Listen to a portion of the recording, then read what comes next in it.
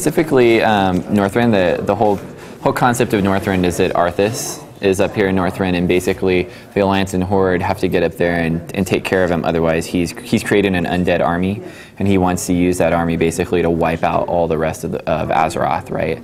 So that's kind of the overarching theme of what we're trying to do here. And as far as the way the features that the players are going to get, one of the biggest things is that we're introducing the new class, the Death Knight. It's the first new class we've introduced to WoW as a whole, and the Death Knight is also a hero class, so you're going to be able to start that class at level 55 and play up from there, so you don't have to level up again. We've got a new profession called Inscription. We've got destructible buildings, siege equipment that players can drive around with up to 4 passengers, and you can blow things up with all real-time collision.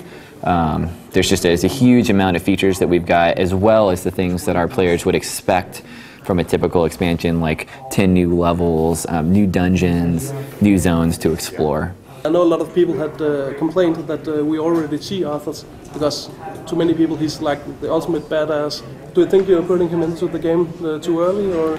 No, I think it's the perfect time for him. I think Arthas is actually a character that hasn't really been around for that long. He was introduced in Warcraft 3, which is a pretty recent game if you think about how long he's been in the lore as a whole.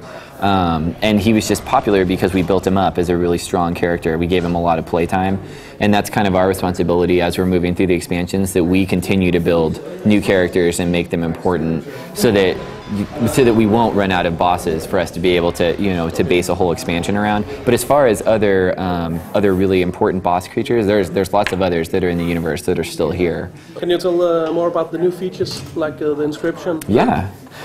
Specifically, Inscription allows you to modify the spells that you already have. Yeah. So for instance, if you were a hunter, we'll just take a hunter for instance, and say you have there's a spell called Aim Shot that lets you do damage.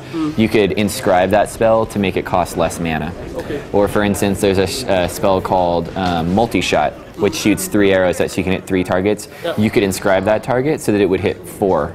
Okay. So what it does, you can basically, a good way to imagine it is imagine it as kind of like a mini talent tree. So you get to do small little modifications to your spells anytime you want. So Inscription allows you to create the glyphs, and then each character has slots for 5 glyphs in their individual spellbook, and so you get 3 major glyphs and 2 minor glyphs. Okay. And then what you can do is you can glyph up to 3 different spells, and then the minor glyphs are more cosmetic. Okay. So you can do cosmetic changes, like maybe change the color of your dire bear if you're a druid. You could make your dire bear like a polar bear, for instance. Really cool. So they're visual on the minors. Okay. There's other things to Inscription. You can make scrolls that allow you to teleport around the world, and then you can also create scrolls that will allow enchantments to be sold on the auction house. Okay. When the Burning Crusade came out, there was a lot of problem with too many people in the zone. So if you were doing a quest and you wait for a character to spawn, you had to stand in line with 5 or 6 people. Have you thought about that in the new expansion? Or? Yeah, we actually have some dynamic spawning technology that actually, it's called thresholds, where it looks at how many people are in this area, and based on how many people are in the area, it'll spawn the creatures in based on that. You also said that with the Burning Crusade, but that you had a system like that, but still there was a lot of waiting time.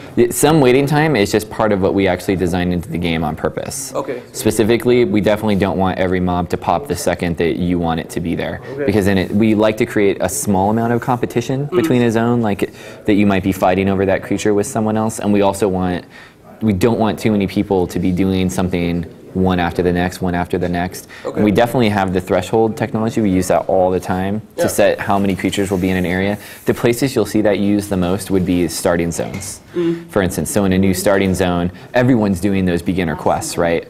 So those are set on a threshold that say, depending on how many people are in this zone, spawn that many creatures. Usually like a single named isn't used on the threshold as much.